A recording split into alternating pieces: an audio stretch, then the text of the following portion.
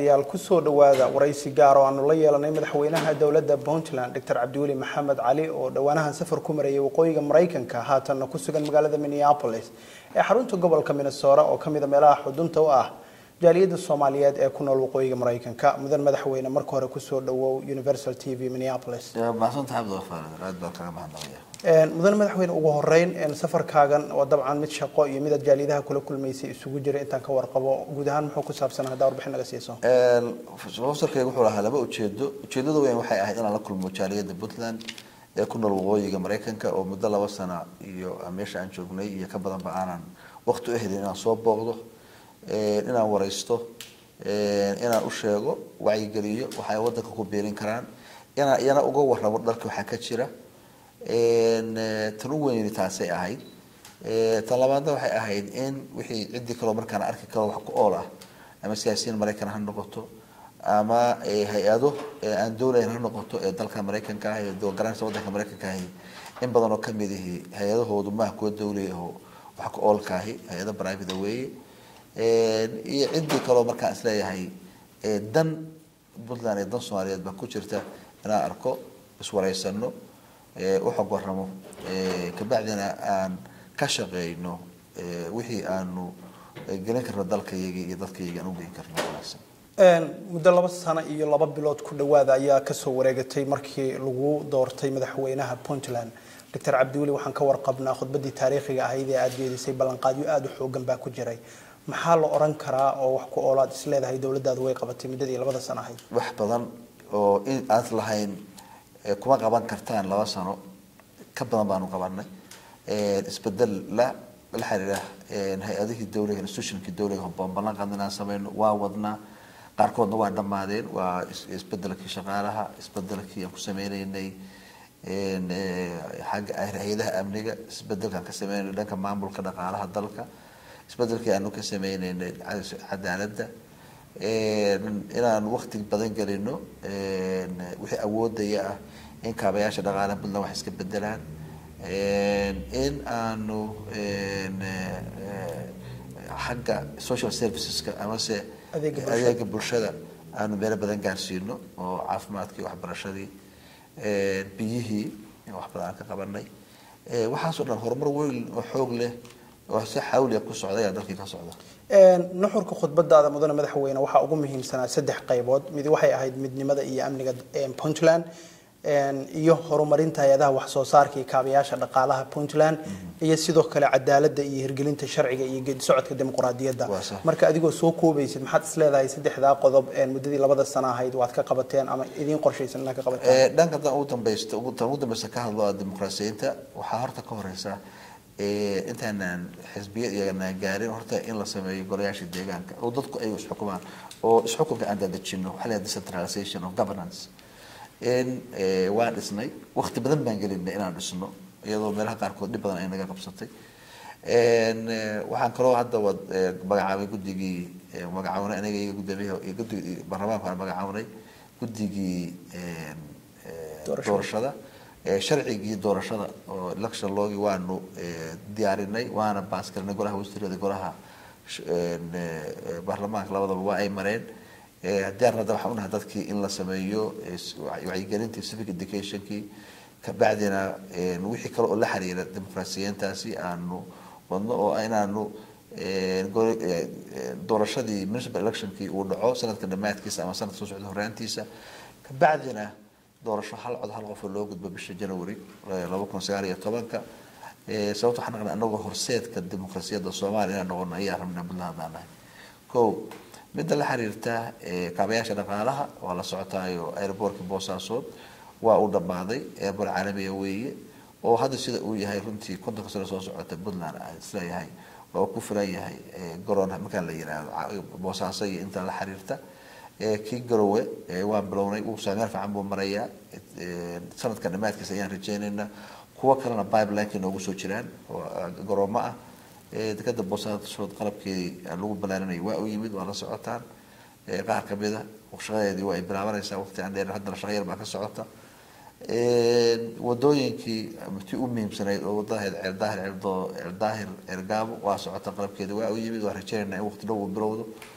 wadadii Garowe qalkacyo iyo waqti lagu bilaabanaya wax walba soo dhamaadeen wadooyin kale oo fir roadski gobolada iyo aadiyay meelaha fogfog iyana wax badan baa ka socdo oo hawl fiican baa ka socota aan ka qabanay ceelal badan baa dalka ku qodnay sababtoo xarabna anagu maanta oo qarnigii aan ku jirno 20-aad in dadka Puntland ay helaan biyo ku filan oo ay cabaan biyo nadiif ah ceelal badan baa ka qodnay gobol kasta oo kamid ah Puntland aan ka sameynay hadda matro gobolka degmo hebel kuma oran karo laakiin in badan kamid ah waan ogeyn aan ka sameynay waxbarashadii ayaanu baahinay caafimaadka ayaanu hadda u dambeysay 20 milyan oo euro lacag ayaan u soo saxiixnay in aanu ku balaarino caafimaadka yaanta dawada waataanu anaga EU aanu lacag ilaa 7 milyan oo dollar oo xagga waxbarashada fidinteeda aanu kala saxiixnay waxaanu marka rabnaa dhanka wax soo saarka sidoo kale in wax badan iska bedelaan oo dadka iyagu ay helaan shaqaaleyn ku filan oo dhanka wax soo saarka ah oo la xiriira kalluumaysiga oo aanu la dagaalanay jariifkii aanu rabno in dhaqaale badan Puntland ka soo galo kheyraadku dabiiciga ay leeyihiin oo ay beeruhu ka mid yihiin xooluhu ka mid yihiin kalluumaysigu ka mid yahay macdanta iyo shidaalkuna ay ka mid yihiin waxaan rabnaa marka wixii noo qabsoomeen wixii kalena inaanu halka ka sii ambaqaadno oo inta awoodaya mudane madaxweyne dhinaca amniga oo kale waxaan ka warqabnay waa dhaweyd warbaahinta gudaha iyo tan reer galbeedka waxay aad u hadalhayeen in kooxaha al-shabaab iyo dad iyagu sheegtay inay ka tirsan yihiin kooxda ISIS oo dagaal ku dhex maray gobolka bari gaar ahaan deegaanada aad uga baxsan laamiga dawladdu tilaabo intee la eg bay ka qaaday arrintaas shabaab ilaa anagu hadda intaan joogay bisha October 2014 ilaa hadda ciidan xoog leh ayaa arrinta ku wajahan oo hadda jooga dhulkii shabaabka lagu ogaa aadna ula dagaalamaya ka xoreeyay magaalooyinkii muhiimka ah sida magaalada Galgalo kale haddana duurarkaas ayaa lagu horjoogaa oo lagu dagaalamaya waxaan isleeyahay gol badan baa laga gaaray oo wax badan ka bedelay amniga Puntland haddii ISIS iyo Daesh iyo shabaab ayagu ay kala baxbaxaan oo ay dhexdooda ka dagaalamaan anaga wax laga khuseeyaa ma jiraan waxaan khuseeyaa waxa weeye isku siban ula dagaalamana isku hal cadow weeye marka wixii dhexdooda dhamaray iyaga jirta laakiin anagu isku siban ula dagaalamana laakiin dawladdu kale soo mas'uuliyad kama saarna markii intay ayagu dhexdooda isdagaalaan ay dhibaato soo gaarto dadkii deegaanada kale shacabka kale ay dhibaato u geystaan dabcan dadka deegaanka in la difaaco oo maalkooda iyo sharaftooda iyo karaamadooda iyo naftooda la difaaci waa waajib dawliya weeye waajibka koowaad weeye degmooyin hadda ay qabsadeen meel ay yimaadeen duurkaas hadday dhexdooda ka dagaalamayaan oo ay kala baxeen anagu waxba kama oran karno laakiin haddii dhul aad deegaan hadda ay qabsadeen oo ay dagaalka dhexdooda ah uu saabay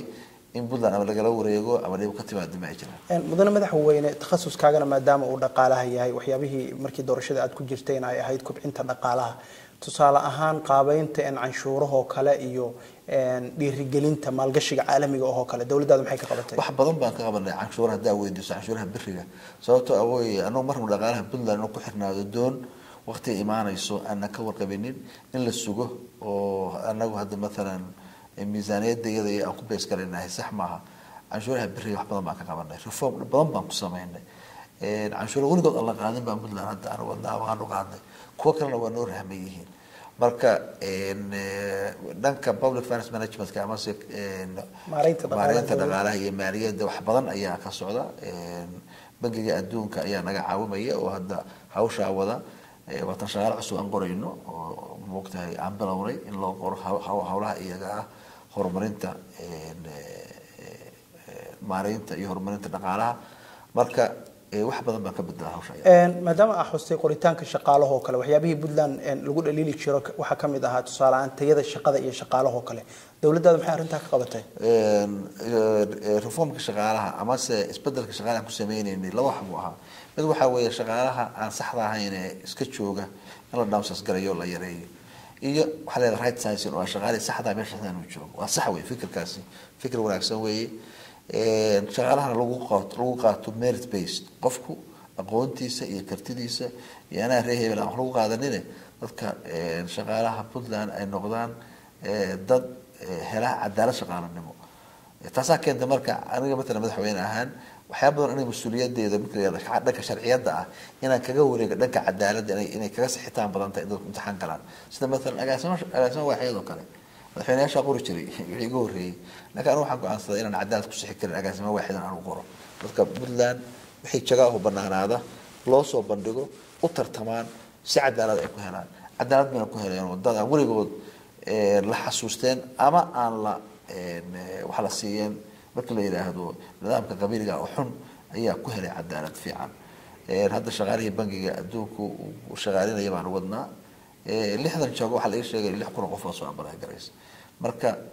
qofka ugu saxda ah oo ugu wanaagsan waxa ka soo dhexbaxo kuwa shaqada ha qaato marka Puntland si wanaagsan ugu shaqeeyo intaana u gudbi su'aalaha aan rabo dawladda federaalka iyo xiriirka Puntland iyo federaalka iyo maareynta doorashada 2016 isla intaana Puntland ka bixin waxa jirtay inaad isaga ku noqotay magaalada Gaalkacyo horumarinta magaalada iyo qaabeynta wadooyinka iyo dhismayaasha dawladda arintaasi guddi gaarana waa u magacawday hawsha halkee hadda idin maraysaa hawshaas Gaalkacyo way soo dhamaatay Gaalkacyo hal sano barbaan tagin inta madaxweynaha hal barbaan tagay markii hore oo April 2014 August 2015 baan ku laabanay magaaladaasna waxay ahayd magaalo xad ah magaalo xaalad gaar ah ku sugan magaalo amnigeedu oo aad iyo aad u liitay ahayd magaalo uusan ka jirin isxukun dawli ah oo wanaagsan uusan ka jirin magaalo hantidii qaranka ee dawladda Soomaaliyeed dawladdii maxamed baraka tagtay la wada qaatay oo la deganaa oo dad ay si gaar ah ay ugu intifaacayeen magaalo jeedkii la dhistay oo la fool xumay Gaalkacyo magaalo qurux badan baa hay'ad waan aqaan jiray waan arki jiray marka magaalada bidceeda in dib loo soo celiyo magaalada inta loo sameeyo suuqyo wanaagsan dadku adeegtaan in dadku helaan hay'adihii dawliga ahaa oo bangiyadii wixii dawladdu ku shaqeyn lahayd oo ismeesha dawladdu dad gaar ah ay ku intifaacayeen dawladda loo soo celiyay waa soo celinay dhamaantood boqolkiiba 99 waxaas leeyahay soo laabteen marka hawl fiican baan ka qaban laakiin hawshaasi hawl ku ekaanaysa ma Gaalkacyo hawl soconaysa weeye Puntland meel kasto aan joognana qurxin horumarin jireed nalal ku shaqeynaya maxaa la yiraahdaa cadceed oo dadku ay amni ku helaan waxaas oo dhan baarnaa ka wada boosaasa insha Allah ku xigi doonta dii la yiraahdo magaalooyin kale oo bedel waa keen gelinayn dhinaca sahminta shidaalka oo kale waxa jirtay dhawaan in shirkado ka baarayay shidaal Puntland Hon Petroleum Corporation iyo shirkado kale oo dhowr ay yiraahdeen waan joojinay baaristii aan ka wadnay Somaliland iyo Puntland kadib maaragtay ama cadaadis ama isfahan darro soo kala dhaxgashay iyaga iyo dawladda dhexe sida loo wadaagayo khayraadka dabiiciga ah ee heer gobol iyo heer federaal arintaasi maxaa ka jira arintaas sababta ugu weyn u baxeen ma ahayn arrin la xiriirta xiriir ka dhaxaysa dowladda federaalka iyo Puntland taas wax la sixi kara weeye mushkilad maaha waa lagu dawladdu waa ku heshiin karnaa qaabka khayraadka loo qaybsanayo si dastuuri ah laakiin waxay ahayd sabab la xiriirta dhaqaale dhankooda batroolkii oo la socotaan $140 ku foostada ay maanta wuxuu marayaa 120 marka wax la xiriira iyaga dhaqaale xumo la soo wajahday hay'adihii meesha joogay bay uga tageen laakiin ma aha kuwa kale hadda waxay wadaan sahmin badda ah iyo dhulkaba insha Allah Puntland insha Allah way ku dadaalaysaa inay ka faa'iideysato khayraadka dabiiciga ah oo Ilaahay ku naxariistay mudane madaxweyne anagu aad kaaga mahad celinayna waqtiga qaaliga waxa sheegtay in dawladda federaalka iyo Puntland ama maamul goboleedyada guud ahaan Soomaaliya ka jira ay ku heshiin karaan khayraadka dabiiciga hadda waxaan ka warqabnaa in qodobo fara badan oo dastuuriya ama aad ku heshiiseen oo ay Puntland iyo dawladda federaalka ku heshiiyeen aan la hirgelin sida in 2016 doorashadu ay noqoto deegaan waxa jiray oo kale in maamul goboleedyadu ay noqdaan laba gobol iyo wax ka badan oo iyada laftirkeeda ay wax ka soo noqdeen marka hadiiba qodobada dastuuriga ah ee inta lagu heshiiyay ay wax ka soo noqdeen tan khayraadkan wax kama soo noqon karaan طبعا ثلاثتيgeed wali heshiis lagama gaarin arinta la xiriira khayraadka dabiiciga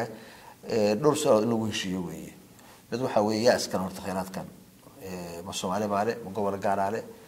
ma deegaan gaarka degmada ka soo baxmiyaane waxa weeye ownership wax la yiraahdo waxa kaloo rabaa in lagu heshiiyo wax la yiraahdo managementka sida loogu heshiinayo cidda maamulaysa khayraadka dalka waxa soo dhan waa arrimo rahman waa arrimo markii dastuurka la qorayo xasutaayo ku dashiis loo jiro dib loo dhigay ilaa haddana wali go'aan midaysan laga gaarin marka doodaas ma imaaninba waa lagu heshiinaya laguma heshiinayo meesha la oran lahaa maba imaan doodaa weli kama aanaan dooda arrinta iyada waa tahay aan usoo noqdo hanaanka doorashooyinka 2016 shirar dhowr ayaa yeelateen ama Puntland ha ka dhacaan Muqdisho ha ka dhacaan ama Kismaayo ha ka dhacaan shirkii ugu dambeeyay ee Kismaayo sida warbaahinta gudaha iyo dibadda ay tabinaysay laba maamul goboleedna waxay ayideen deegaan laba maamul goboleedna 4.5 dawladda federaalkana waxay u muuqatay mid ayadu arrintaas dhexdhexaadka laakiin xamar baa la isugu tagay waxa la yiri Puntland kaliya ayaa arrintaasi ka soo horjeesatay arrintaas maxay ma noo macnayn kartaa waxay ahayd waxba kama jiraan dadka wax weyn dadka ku nool Soomaaliya goboladeeda inta la tagay runtii lagama qaadin afti dhab ah lama oranin maxaa rabtaan wala socota anaga Puntland 6 meelood baan ku qabanay barnaamijkii ahaa wada tashiga consultative forumkii dad ilaa 600 kor dhaafaya ka hadlay oo matalayay gobolada iyo degmooyinka Puntland marka anagu waxaan sameynay wax cad bay ahayd oo muuqda oo loo jeedo gobolada qaarkood degmo wax la weydiiyay mareynaya sida مثلا Cadaada iyo Baydhabo oo kale Jubbaland dhowr magaalo ilaga sameeyay mareynaya 2-3 maqaan marka anu waxaan isleeyahay dadka Soomaaliyeed waxay u bisil yihiin in ay mataa shacbi helaan waxay u bisil yihiin in ay dawladnimo sax ah oo Puntland Soomaaliya gaarsiin karta meesha istaahisho kana qaadi karta meesha ay taalo in aan lagu gaarin 4.5 lagu gaari karo qaab deegaan in lagu doorto marka dadku waxa ay wax badan lama weydiin laakiin dadka waxaan ku kalsoonahay ilaa hadda been ku sheegay cid kastoo la kulmo arkaay meesha doonta ka timaado ama baraha ka timaado ama waxa ka timaado ama waqooyiga galbeedka ka timaado dadka Soomaaliyeed arkaayay oo wax garadka ahay badood waxay leeyihiin waxa rabnaa nidaamka hadda wax lagu soo xulayo oo Soomaaliya dawladnimada u diiday oo qabiilka ah in laga baxo oo laga gudbo oo meel fiican laga aado madaxweyne Puntland way ku amaanan tahay xaqiiqdii maadaama ay 6 degmo oo waliba aan sidaan ka warqabnaa tiraahdeen beesha caalamka dhaqaalihiin iska haysta anaga ma aragtay hawshan qabanayna laakiin maamul goboleedyada kale ee yar ee soo kobcay ee hadda sameysmay waxa dhici karta in amni ahaan ama dhaqaale ahaan ama ma aragtay qorshe ahaan ba aanay sameyn karin inay ma aragtay ama codka ka qaadaan degmooyinka si siman ama xildhibaanadooda laga soo doorto golo deegaan marka haday Puntland u diyaarsan tahay systemkaasi ama dhinaca ammaanka ha noqdo ama dhinaca deegaanka ha noqdo gobolada kale Soomaaliya aysan u diyaarsanayn soo ma qurux badnaan lahayn si la isugu soo dhawaan karo oo dawladda dhexe iyo qoliyaha maamul goboleedyada ay isugu soo dhawaan karaan inay Puntland horseed ka noqoto hada Puntland laftigeeda inaad ogaataa meel kale kuma dhaganayn Puntland waxay keentay proposals iyo fikrado kala duwan tiro badan waa in la isku dhafo deegaankii iyo qaabkii qabiilka in meelaha qaarkood lagu soo xulo tirada qaarkood lagu soo xulo qaab deegaan qaar lagu soo xulo nidaamka oo lagu soo xuli jiray in la ilaaliyo qaybta ay leeyihiin dadka laga tirada badan yahay oo laga baqayo mesela hadda deegaan la aado inay matalaad heli waayaan inkastoo aan leeyahay dadku dadka deegaan bay ka timid waana helaysaa cid matasha in dumarka qaybtoodii si gaar ah loo eego iyaga laftigooda maadaama wadankan u baahanahay inay dumarku ka soo qaateen runtii door aad u wanaagsan oo shariif ah dib u dhiskii iyo hayntii bulshada dhulaalka sare la soo dhaafay wax badan baa Puntland propose gareysay Puntland hal meel kuma dhaganayn waxay geysay nidaamyo wanaagsan oo isleeyahay Soomaaliya way ku heshiin kartay laakiin rag baa ka doorbiday sida hadda ay taasoo inay si ahaato qaabka lagu jiro aan laga bixinin qabiil iyo waxaan dawladnimo lagu gaaraynin in dadka lagu sii hayo ayagu marka ama ka harka dhaxga alkaarkan dana shakhsi oo ay leeyihiin ama saab hawle ekaatay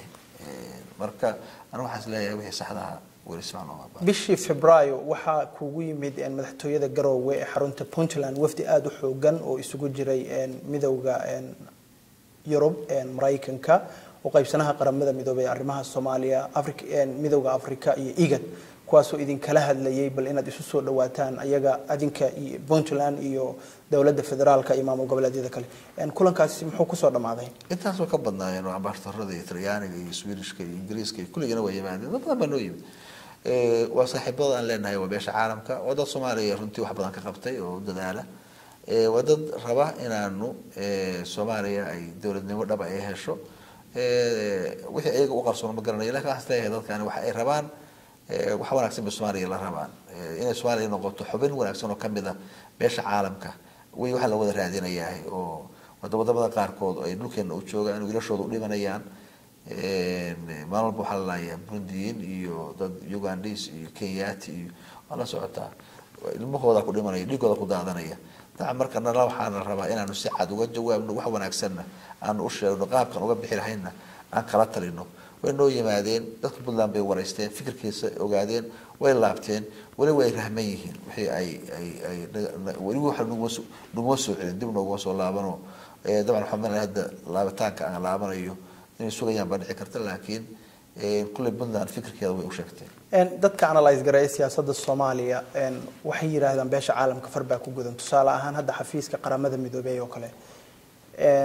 Ban Ki-moon xogayaha guud ee qaramada midoobay 2 sano oo walba ama 3 sano oo walba wuxuu Soomaaliya u soo diraanin cusub Agustina Mahiga 2013 kii buu tagay Nicholas Cay baa tagay hadda Michael Keating baa jooga sideebay iyagu maaragtay agreementiyada iyo heshiisyada midba midka ku horeeyo oo sameeyay ay u dhaqan galiyaan tusaale waxaan ka warqabnaa in 2016 doorashadu ay deegaan noqoto Agustina Mahiga saxiixay haddana Michael Keating baa jooga sideebay iyagu tixraac ugu sameeyaan waxyaabaha ay saxiixaan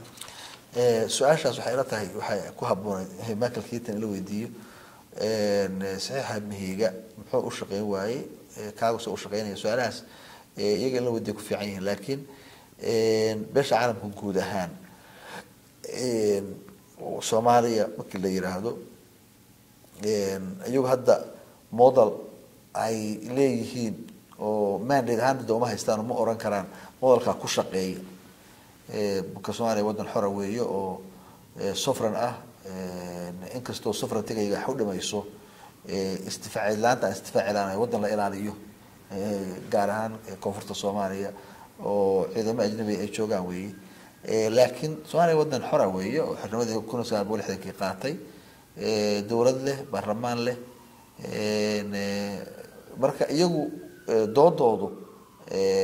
lama xiriirto shalay waxaan saxeynay maanta naftan idin keenay waxa weeye xaba lagu heshiin waayay dawlad goboleedyada baa heshiin waayay saas daraadeed waxa qaadanay modelka ay noo soo propose garsay dawladda federaalka ah ayuu markaas laga yaabaa inuu arkayeen in ay ku shaqeynayso rabitaankii dadka Soomaaliyeed marka annagu eedda ma rabno inaanu meesha aysan lahayn inaanu geeyno aanu saarno ma rabno wixii Soomaaliya ka dhacay Soomaaliya mas'uulka ah in Soomaaliya ay ka baxdo dhibta iyo hadda ku jirto oo ay meel fiican aado Soomaaliya ku xiran tahay haddii ajnabi iyo saaxiibo dabadaahi wax noo sameyn karaan mar hore ayaanu anagu doon lahayn gacay ku istaagi lahayn haykal dawladnimo wanaagsan heli lahayn nabadgelyo heli lahayn marka ayagu ma hayaan taanaga nagu xiran tahay waxa dagaalamay waa annaga waxa dawladda iska dumiyay waa annaga waxa marka qaarkood laga daalayo oo la isleeyahay waxaan meel u socdaan lama yaqaan waa Soomaali weey marka inagu aanu hoos isu eegno aanu hoos isu dhugano eedana meel ay sareeyaan la aad baan kaaga mahad celinaynaa mudane madaxweyne waraysiga ugu dambeyntii waxaan jeclaan lahaa inaan Puntland nagu celiyo inta badan dawladaha federaalka ee xubnaha ka dawladda federaalka waxyaabaha ay ku doodaan waxa kamid ah baahinta maamulka awal waxyaabihii federaalka looga cararay waxay ahayd in gobolladoo dhan ay maaragtay Muqdisho hoos tagaan hadda waxa la sheegayaa in gobollada kale oo dhan dawladahoodii hoose iyo waxoodii ay hoos tagaan caasimadda maamul goboleedka maamulkaaga oo kale arintaasi muxuu ka qabtay wax badan ma ka qabanay waxa isleeyahay hadda maanta 90% iyo dhowr dadka Puntland ku nool degmooyinku waxay leeyihiin golo deegaan waana meesha matalaada shacbiga ka bilaabato dadku inay xukumaan maamulka la daadajiyo aysan aanan oranin dawladda federaalka ah weynay federalism sameeyay maamulka baahisa laakiin Puntland gudaheeda laftigeeda state-kan laga tago local-ka la aado ina dawladii Puntland degmooyinkoodii in maamulku aado anigu aan soo magacaabin gudoomiyaha degmada xarfo ama gudoomiyaha degmada Qandala Abdul Nuusan ku magacaabin dekreete dadka reer deegaankaas ku nool iyagu ay soo doortaan dadkii matali lahaa halkaas ka bilaabanaysa ka bacdina loo gudbo yani dadka la tiriyo voter registration-kii loo gudbo wacyigelinta civic engagement-kii loo gudbo axsaabtii iyo xisbiyadii ka bacdina la aado doorasho qof markaas xisbiga uu rabo iyo qofku uu rabo uu dooran karo oo berito cid far ugu fiiqaysa iyo qabiil cid soo magacaabay aysan jirin dadku iyagu cid ay rabaan ay masiirkooda u dhiibtaan hawshaasi meel fiican bay maraysaa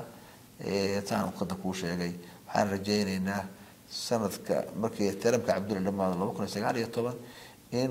wajhi dimuqraadiyadeed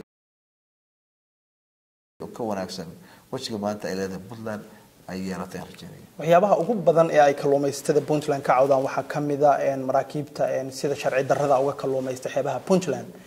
waa dhaweydna waxa soo baxay in shatiye fara badan oo ay dawladda bixisay su'aal laga keenay arintaasi dawladdu maxay ka qabatay arrintaas dawladdu shaqo fiican bay ka qabatay shatiyadaas مثلا tuugada oo la haystay waanu bedelay